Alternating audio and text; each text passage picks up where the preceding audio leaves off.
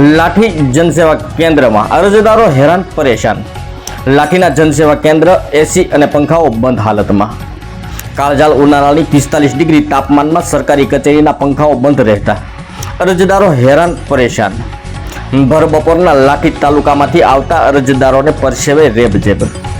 અરજદારો સાથે જનસેવાના કર્મીઓ પંખા એસી બંધને કારણે ગરમીથી ત્રાહીમાં પોકારી ઉઠ્યા।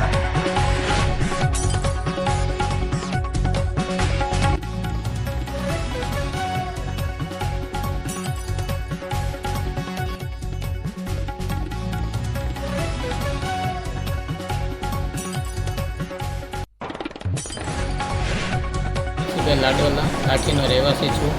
છેલ્લા 2 કલાકથી મામલતદાર કચેરીમાં આવેલો હતો મારા થોડાક અંગત કામે। અહીંયા પંખા એસી બધું બંધ છે, ગરમીના બફાઈ છીએ અમે, કોઈ તંત્ર ધ્યાન આપતું નથી, તો આની માટે જરૂરી કાર્યવાહી કરવા વિનંતી।